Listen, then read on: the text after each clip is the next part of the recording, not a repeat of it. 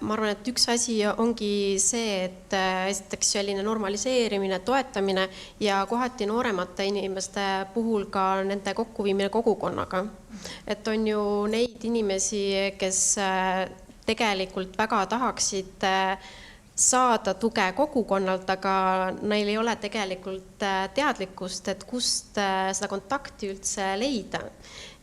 Ja selles mõttes siis on nende jaoks selline esmane informatsioon, kas või kodulehekülje jagamine või siis oled kogemusnõustajad, eks ju, kutsunud lastehaiglasse, et sellised asjad, eks ju, on hästi sellised jõustavad inimestele. Et just see esmane kontakt, et kui ongi patsient, ongi 11-12 aastane, võib-olla väiksemast kohast pärit, vanemad ei ole niivõrd, nagu neil ei ole vanematega niivõrd usalduslikku suhet, nad ei olegi saanud kellegagi sellest teemast üldse kunagi varem rääkida.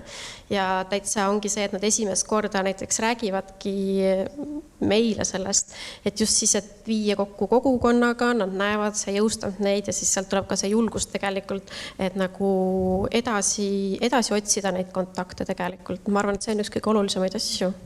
Jah, ma olen täitsa nõus, et ühelt poolt tõesti see normaliseerimine ja see toetus on tõesti nii oluline, et ma just eelmisel nädalal, praegu tuleb kõige lähemast ajast meelde olukord, kus minu juurde tuli üks patsient, kes oli nagu tõesti pendeldanud siis erinevates kohtades erinevate inimeste juures ja me vist 10 minutit rääkisime ja ta hakkas õudselt nutma ja et kuidagi lasin sellel hetkel korra olla ja siis küsisin ja siis ta ütles, et ei, et see ei ole halb, see on lihtsalt kergendus, et ma saan päriselt esimest korda rääkida ja nii, et ma tunnen, et mind ei mõisteta hukka, et mult küsitakse õigeid asju.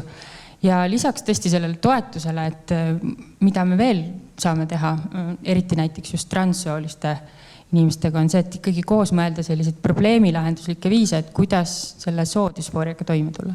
Et toon siin näite, et näiteks patsient, kes ei suutnud pesemas käia absoluutselt, hakkasime mõtlema läbi, et mida siis reaalselt saaks teha. Vannituba on ju teatavasti äärmiselt valgustatud, peeglid, väga ebamugav, ei suutnudki. Pesi kuidagi kraanikausi juures.